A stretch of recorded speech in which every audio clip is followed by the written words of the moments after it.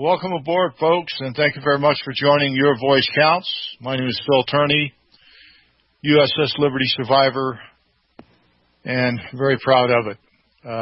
Glad to be still around and healthy and mind and spirit. Today we have a very, very special guest. You know, when you have bad eyes, you go to the best doctor you can get. When you have a bad heart, you get the best cardiologist you can get. Well, today we've got the very best of the best. His name is Mr. Richard Gage. AIA is a San Francisco Bay Area architect and a member of the American Institute of Architects. He is the founding member of Architects and Engineers for 9/11 Truth. He is an architect for over 24 years and has worked on most types of buildings constructions, including numerous fireproof steel frame buildings. Most recently, he worked on construction documents for a $400 million mixed-use urban project with 1.2 million square feet of retail, parking and structure, and 320,000 square feet of mid-rise office space. Altogether, about with 1,200 tons of steel framing. My God, that's a lot of steel. Mr. Gage became interested in researching the destruction of the World Trade Center high-rises after hearing the startling conclusions of reluctant 911 researcher David Ray Griffin on the radio in 2006, which launched his own unyielding quest for the truth about 911. God bless you for that, Mr. Gage. AE 911 Truth now numbers more than 1,600 architects and engineers demanding a new investigation into the destruction of the 3 World Trade high-rise buildings on 9/11. Richard, if you would hang on just a minute, I have to do a little bit of USS Liberty business, and I'll get you right on air. Thank you, sir, for joining us on Your Voice Counts on this very fine Saturday. Folks, the reason I do this show is dedicated, well, first of all, it's not my show. It's the crew's show. It belongs to them and their families. And that's why I do it, and I want to keep their memories alive forever, as long as I'm around. On June 8, 1967, our ship was brutally attacked by the State of Israel in international waters, our flag flying. There's over 850 cannon and rocket holes put in on our ship, over 5,000 armor-piercing bullets, 40 by 40-foot hole in the starboard side of the ship that one of 5 torpedoes had hit, instantly blowing to bits 25 brave American sailors, Marines, and civilians. The sad part, folks, is the United States government, and I hate to say this, was in on it. That's the only explanation any of us can come up with it. They recalled the aircraft. They left us out there alone. They knew we were under attack by unknown jet aircraft. And all of a sudden, LBJ gets on the line and says, recall those aircraft. And we're not going to embarrass our ally Israel. Well, hell, we didn't know who was attacking us. So how did he know who was attacking us? This was within 10 or 15 minutes when we got a Mayday call out by Terry Aldebardier that hooked up a antenna that was taken offline, and the whole world heard our cry for help. Well, the United States government heard our cry for help, and they left us out there to die, to be slaughtered by the Zionist state of Israel. Hard to believe? No, it's not hard to believe, folks. We have eyewitnesses. We have testimony from so many different wonderful people. We even have testimony from a man that was there, Ward Boston, in charge of the internal investigation, the Board of Inquiry, and he has recounted everything, saying it was a lie. He was told to lie, as well as Admiral Kidd was told to lie, and many, many other people. The people in our government have been told to lie since LBJ, and every administration since then has taken on the mantra of lying to protect the state of Israel. To hell with the fighting men of the United States of America that they promised never to leave one man behind. Well, don't believe that for 1 second, folks, because it's not the truth. The government will hide things from you that you can't imagine. The USS Liberty is at the very tip of the iceberg of the cover-ups this government has kept away, all to support the Zionist state of Israel. Shame on you, government. Shame on you, elected officials that know the truth and stay silent. Shame on you, Navy Department. Shame on all of you that are involved with this cover-up and murder of Americans on the high seas. RBN has been a staunch supporter of real news, real talk, real people, because you can handle the truth. What a great radio station. John Statmiller, the owner of this company, has given me the honor to represent the crew and tell the truth about these 34 men that died and the 175 others who were wounded, including myself, on June 8, 1967. The truth cannot be held down. And the crew of the USS Liberty will not succumb to any more lies. We're getting higher and higher up the food chain, and people are starting to wonder, when is this going to crack? Well, the egg is going to crack. Humpty Dumpty's going to fall off his wall, and he won't be able to be put back together again by the United States government or the Zionist murdering state of Israel. Thank you, John Statmiller, for giving me the time to tell the truth, the real truth, about the USS Liberty. Also, I want to thank Kat Faber, our fabulous producer that gets all our guests together and has her beautiful songs on air. Couldn't do the show without her. I thank you, Kat, very, very much. Also, I want to thank Ron Kukl. He was in charge of body recovery and identification June 14th when we ported in Malta to go into dry docks. Also, I want to thank John Gadesco. John missed our last cruise. John was a former intelligence officer aboard the USS Liberty, and he pushed us off with his foot as the tugs pulled us out to sea to say goodbye. John had many, many friends aboard that ship, and he still has many, many friends aboard the USS Liberty and that ship. John has one of the most wonderful websites you can go to. It's tinyurl.com/USS Liberty. tinyurl.com/USS Liberty. Now, folks, I went through that pretty quick, and I wanted to get that done before we bring on our very, very special guest. Now, I'm not going to say a word about what Mr. Gage knows and his counterparts, all respectable, honest Americans that want the truth. And that's all the USS Liberty has ever wanted, is the truth, the crew of the USS Liberty. I'm going to let Richard explain to you how he got involved in his quest for the truth and the barriers that the United States government have put up against his truth. Be right back, folks. Support your sponsors on RBN. God bless you. See you in a moment.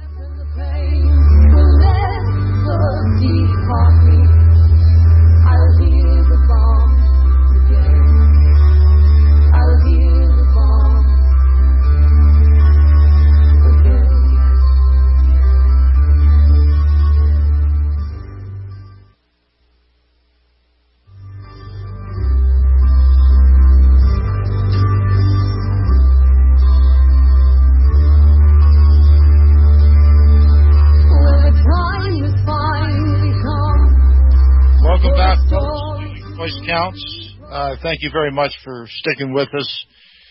One more little thing I have to say, folks, is this. To the people on the USS Amberjack that were there that day, June 8, 1967, USS Samuel L. Jackson, submarines that were there, we know that they filmed it, and they have all the information we need to get this terrible, terrible attack to the American people and shove it down the Congress's throat for their filthy cover-up. Also, the pilots of the USS America and USS Saratoga. I beg you folks to get on this radio show and let your heart tell the story. Get free of that pain of holding in this terrible, terrible secret. In my view, you owe it to the United States of America, and you owe it to the duty and honor of the crew of the USS Liberty. So I implore you, if you hear listen to this radio show, and I know many of you do, get a hold of Cat Faber, get a hold of RBN, and we'll get you on there. Mr. Gage, Richard Gage, God bless you, sir, for coming on board. And I will let you start out with whatever you like. And as I learned a few lessons about interviewing people that are experts, the best thing to do is just shut your mouth and let them talk. Welcome aboard. Your voice counts. Thank you, Phil. It's an honor to be here on your show, and I praise you for standing up for your fellow crew members and the American people. We indeed have had a succession of false flag operations, which I think the USS Liberty event could be classified as in the history of the U.S., and 9/11 is no exception, and I'm quite ready and willing to provide proof of that to your listeners today. So I'll do that if that's what you'd like. Absolutely, Richard. Please go on. All right. I represent 2,100 architects and engineers now who are demanding a real investigation of what happened on 9/11 at the World Trade Center. We all have become aware of evidence that was not included in the official reports, that was lied about by the 9/11 Commission report itself, which was, by the way, authored by Philip Zelikow, an insider in the White House, not by the commissioners themselves. We are aware of, for instance, a third skyscraper that collapsed on 9/11. Most Americans, most architects and engineers know nothing about it. And so we start with this because it is new information to most people. And we have had a $400,000 outdoor advertising campaign to alert the American people to the destruction of this third high-rise building called Building Number 7, a component of the World Trade Center, and about half the height of the Twin Towers, 47 stories it was. And on the afternoon of 9/11, after the Twin Towers came down, this building at 5:20 dropped straight down, uniformly, symmetrically, suddenly, and at free fall acceleration into its own footprint, just about. So this is extraordinary in and of itself, and I encourage your listeners to look at the destruction of this building on our website, which is AE911truth.org. And that's AE911truth.org. You can see right on the right side of Building 7 coming down in 7 seconds. From top to bottom, 7 seconds. This is a third of it is falling at free fall acceleration.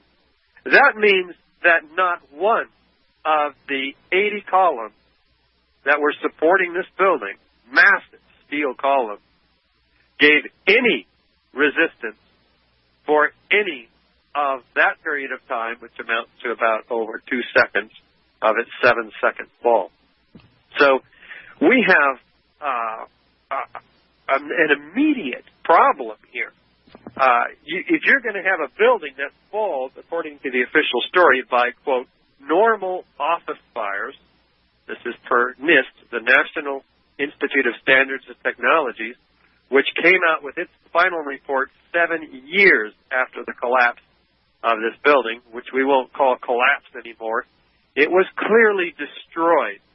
And And because only explosives can remove all the columns at once to facilitate a symmetrical destruction, only explosives that are set all at once on each of 8 given floors can facilitate the freely falling building, free fall acceleration, as fast as you drop your cell phone onto the ground.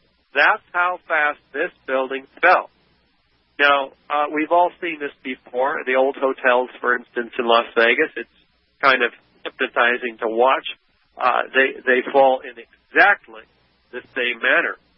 And yet, NIST, the National Institute of Standards and Technologies, never seriously examined the possibility of explosive-controlled demolition. Even though every building that's come down, high-rise building, has been brought down by such, and it looked exactly like one, and no building, no high-rise building, has ever collapsed due to fire. And we have a history of 100 examples of very hot, very large, and very long-lasting fires. So we have what is on the surface of it immediately accessible to the American people once they become aware of this building falling and see it, because the American media, the world media, is largely, well, with 1 or 2 exceptions, this building, which is the 3rd worst structural failure in modern history, was not even shown on TV. So we have yet again an example of a clear cover-up. This should have been the most widely studied building disaster in history, and yet it received almost no attention. It was very carefully scripted. Even the AIA, the American Institute of Architects, simply signed off on the official description for this report on this building's destruction, and didn't really even inform their constituents, of which I'm a member of the AIA, and so there's been no discussion about it. It's just uncanny. Well, what's found in the basement of this building, not the basement, but the rubble pile, there's pools of molten steel, is what they called it. Turns out to be molten iron. Leslie Robertson described a little river of molten steel. First responders describe it as molten steel flowing like lava down the channel rails. There is, even in the initial report by FEMA in May of 2002, in their Appendix C, they document very carefully the invasion of the steel that was saved. The invasion of the steel by molten iron and sulfur. Sulfur is added to an incendiary called thermite to become Richard, hold that thought, please. We've got to go to a break. Real news, real talk, real people, RBN, because you can't handle the truth, folks. Don't go away. This is a very informative, exciting show. Support your sponsors, please, on RBN. See you in a minute.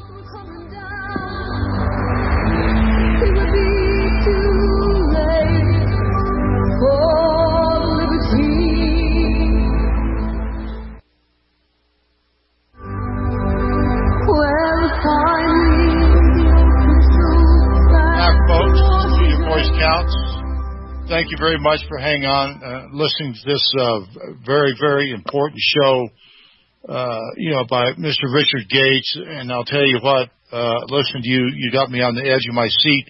I know somewhat about this, but I'm not an expert. That's why we have you on the air. And please go ahead, Richard, and thank you so much again.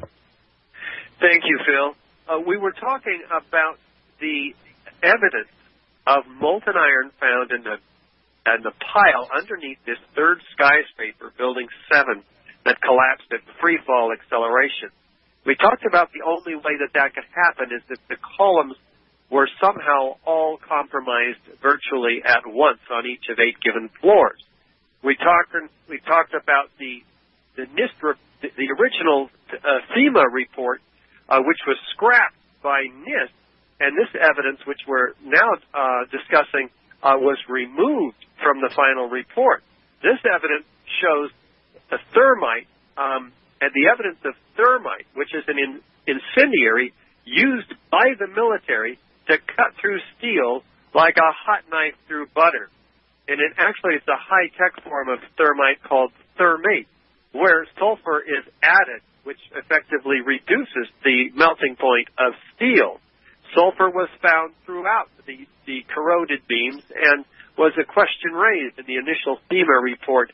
Where did the sulfur come from? Well, it doesn't come from gypsum board, because that calcium sulfate is an inert ingredient and it can't be separated. And gypsum board has been used, of course, to protect steel and has never turned around and attacked it. So we have some real serious problems, particularly given the author of that initial report, one of them, Jonathan Barnett, a fire protection engineer, says the ends of these beams are partially evaporated. Well, that takes temperatures of 4,000 degrees. And where do we get such temperatures? Well, it didn't come from jet fuel. There's no jet fuel in this third skyscraper. And even jet fuel is just kerosene. It can only burn 500 to 1,500 degrees, depending on who you talk to. We're talking 4,000 degree temperatures here. Well, that's what thermite creates. It issues molten iron as its byproduct at 4,500 degrees. So we have the evidence in Building 7 for such incendiaries. And why would they use incendiaries? Well, there are patented devices that were patented prior to 9/11 that use thermite to issue a molten iron, and in milliseconds, cutting through structural steel, actually more effective than what controlled demolition experts normally use, which is high-energy explosives like C4 or RDX. They wouldn't use these types of explosives in a deceptive controlled demolition because they give such bright flashes and loud bangs. So the question is, what other evidence is there, for the Twin Towers? I mean, if Building 7 was a controlled demolition, and we're talking about we're talking about access required, right? It takes months and dozens of operatives to plant these explosives. So we want to know who had the security contract. Well, it's some very interesting figures turn out to be on the board of directors of Securicom and Stratosec, which had the electronic security for the whole World Trade Center complex up until the day of 9/11. Interestingly enough, so we want to know this. So this appears obviously to be some sort of an inside operation. After all, Al Qaeda probably didn't have access to this very highly secure building, which included the undercover field offices for the CIA, offices for the IRS, the Department of Defense, the Giuliani's emergency management floor on the 23rd floor of the building. So we're very concerned that somebody on the inside, some group, had access. So we turn our attention to the Twin Towers, because if Building 7, which was part of the conspiracy on 9/11, was shown to be an inside job, then we have to find out what's going on over at the Twin Towers. And indeed, the first we noticed in the videos is that it's not as they told us, which was a gravitational collapse due to structural weakening due to the jet fuel started fires. What we're told is that this upper, in the case of the North Tower, this upper block above the point of jet plane impacts drove the rest of the building down to the ground. And yet that's not what we see whatsoever. The upper part of this building is destroying itself in just 4 seconds, just like Building 7, a miniature controlled demolition, if you will. This huge block is completely, if you could call it, liquefied into its individual structural elements, in just 4 seconds. After that, there's nothing left to drive the rest of the building down. We don't see anything driving the rest of the building down. What we see is a series of explosions, floor by floor, rapidly traveling down the face of each building, south and north towers, symmetrically, pulverizing everything inside the building except the steel, the aluminum panels, and large machinery and so forth. In fact, 90,000 tons of concrete is pulverized in midair, well before there's any collapse down at the ground. And this concrete is spread from river to river in a very fine powder. 30% of the World Trade Center dust is this powder. And what they find in this powder, a international team of scientists led by Niels Harrit in Copenhagen, they find small red-gray chips, what amounts to tons of these small red-gray chips. These are very curious. They look into it with an electron microscope 50,000 times, and they find nanoparticles of iron oxide and aluminum powder, perfectly mixed in the proportion to become thermite. So we're talking about nanothermite here, a very sophisticated form of thermite made only in the most sophisticated advanced defense contracting laboratory. This is a very, very high-tech material that should not be found in the World Trade Center dust.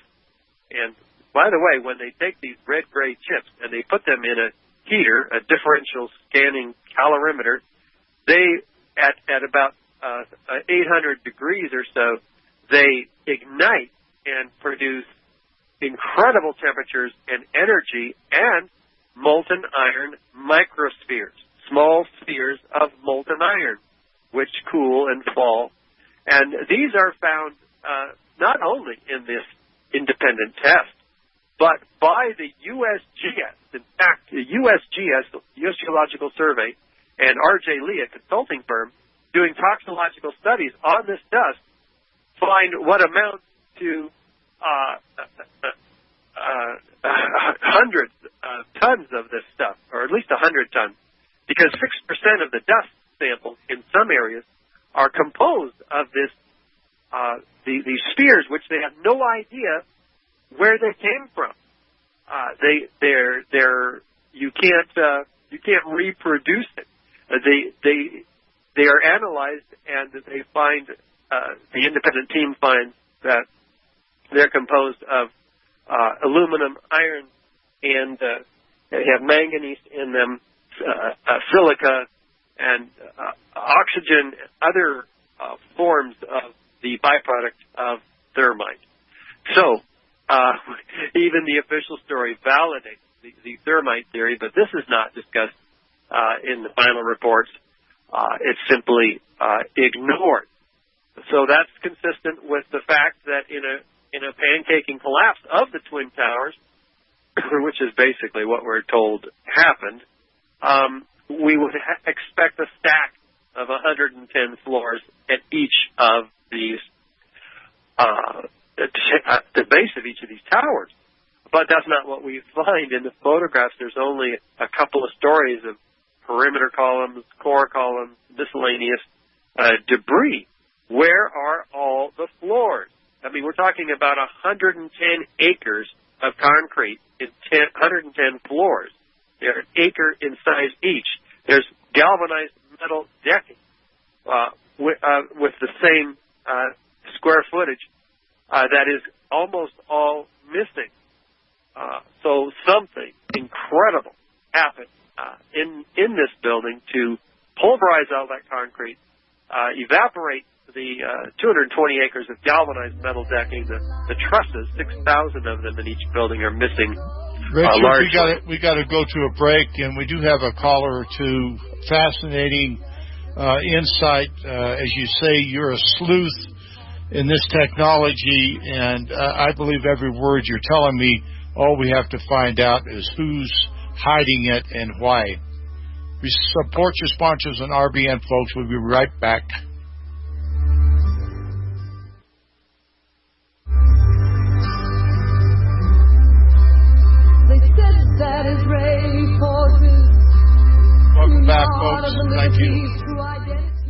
welcome back, folks. Thank you very much.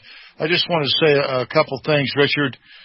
The naysayers, and listen, everybody has their own opinion. Okay, let's say that the 9 people that put those airplanes into the trade towers, 1 and 2. That certainly doesn't say a word about Building 7. Building 7, I've seen it go flat many, many times, over and over and over again, along with 1 and 2. So, I do know in World War II, I believe it was a B-20 or B-52 that hit the Empire State Building. It rocked a little bit, and it's just fine. So, absolutely, I believe this was done by who? By our government. Who was controlling all the security? Who was giving these people access to put all this thermite all over the place to destroy these buildings? That's the question. Why is our government covering it up? And we got to take a caller, Richard. I do appreciate it if you'd answer them. And thank you, Tom from New York. This is your town, and you probably saw the towers come down. Maybe you didn't. Welcome aboard. Your voice counts. Hi, thanks for the time. I remember that day as it was yesterday, and I remember the odor coming from Ground Zero. That was the bodies that we were smelling, burnt and decaying human bodies. So this is a very serious topic. I remember the motive being suppressed. The mastermind of 9/11 said he targeted the towers in order to wake the American people up to the atrocities that America is committing by supporting Israel. And that's what this was about. The signs of fire-induced collapse were captured on images, photos, and video. We can see many minutes before the towers collapsed that the exterior load-bearing columns were bowing. We can see floors were sagging. That's a fire-induced collapse. Mr. Gage doesn't understand that when you release that much potential energy, it can rip a building apart. And World Trade Center 7 was just a building. Well, let's take the points one at a time. Why don't we take it one at a time? Because I think you're bringing up some great points. And I've seen your video, and it needs to be properly debunked. So let's take your point about Boeing columns in the World Trade Center. Indeed, there were columns at the point of jet plane impact that were Boeing just a moment or minute prior to the collapse. So the question is... No, they started Boeing within 18 minutes of the initial impact because the fires were burning and weakening the Tom, please let Richard finish his words, and then you can, say what you want to. Go ahead, Richard. Yeah, let's set aside for the moment how many minutes they were Boeing. The point is what caused the Boeing. What we're told caused the Boeing is that the fire softened the steel in the trusses, and the trusses began to sag. Now, sagging trusses would not put any lateral or hardly any lateral pressure to pull in those columns. It's just not there. In fact, in the computer model, hold on, I'll just finish. In the computer models, NIST had to impose an artificial 5,000-pound load at each column in order to get them to bow in the computer model. So what could have caused the bowing? Well, the core column, having been severed, would have gone down, which would have pulled the trusses, which would have pulled the exterior column. So that's how the columns were bowing. Well, you don't understand the timeline because within 18 minutes of the impact, we can already see the effects of the fire on the steel, and we can see. So, I mean, you're denying the reality of the photos. You can see them at my website, Representative Press. You can see them in videos at YouTube. Just search Representative Press, and you can see photos of the Boeing columns. Many, many minutes. I'm talking about half an hour at least before the buildings came down. That's a fire-induced collapse. So the question is, what caused those columns to bow? And sagging floor trusses did not cause those columns to bow. You're going to go on to make a second point about World Trade Center 7. Let's go on. Right. That World Trade Center 7 was just a building near the targeted towers. As I said, the towers were targeted so the American people could wake up to the atrocities that America supports by supporting Israel. And that was the motive. You know, on 9/11, on the morning of 9/11, Dan Rather suppressed the motive. His news, the Reuters newswire said the al-Qaeda leader wanted to punish the United States for supporting Israel, and he suppressed the word Israel. He's also the first man to become fascinated with a building that just happened to be near the targets. Meanwhile, firemen for hours before the collapse were saying that the building is going to come down. Now, you're calling these firemen liars. Chief Daniel Nigro said that an expert told him that the building was in jeopardy. So no way in hell is that a controlled demolition. All right, I'll respond to that. The word on the street was that there was structural damage to the building. This has never been documented or shown by NIST. So you're calling the fire chief a liar? Well, I know you like to say that, but that's not what Nigro says that he was told by an expert that it was in jeopardy. Are you saying that's false? I don't doubt that he was told by somebody. He says that he was told by an expert that the building was in jeopardy of collapse. Are you calling him a liar? I said that I don't know what he was or wasn't told, and I'm sure he probably was told. He was told, sir. He says he was told. Hey, Tom. I give great respect to everybody's views, but there's no sense to yell at Richard for his views. You have your views. He has his views. I have my views. We all have views. But I'm sure he was told. Yeah, I'm sure he was told. I'm sure he was told by somebody that there was structural damage. He was told because there was structural damage. I'm not calling him a liar. Why are you the evidence speaks for itself, Tom.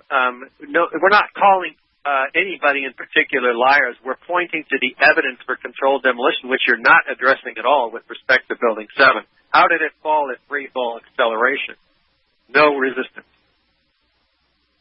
Well, I have.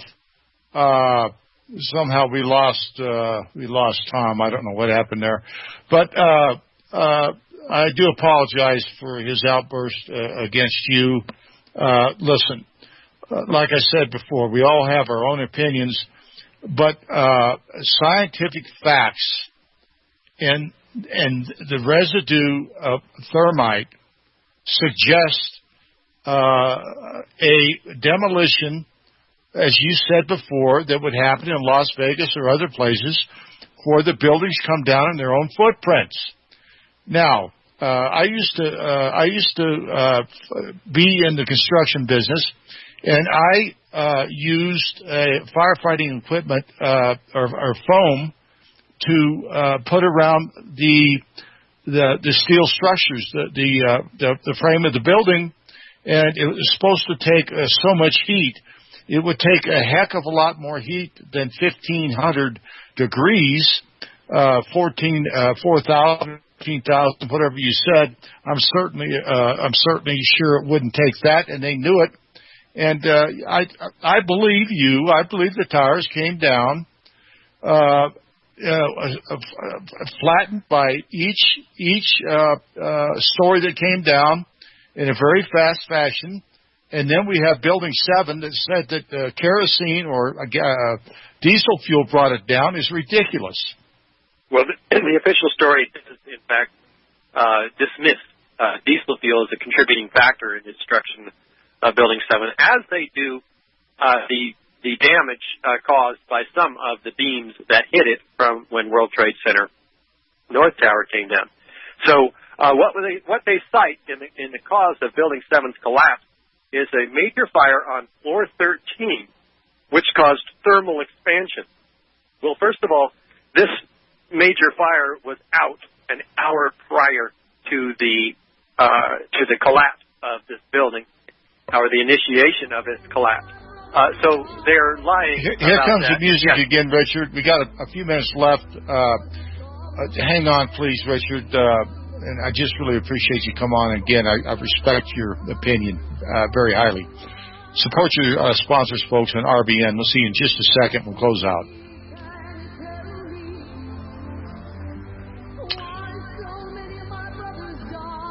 Oh, okay. So we're done, Richard. We only got 30 seconds left. If you want to go ahead and say anything else, Richard, I appreciate it. We need to get you back on air. And what we need to find out is why the United States government is covering up this tragedy that killed so many innocent Americans. Indeed. I encourage people to look at the evidence at ae911truth.org and join us on our tour through Canada of 17 cities from Victoria to St. John in Newfoundland.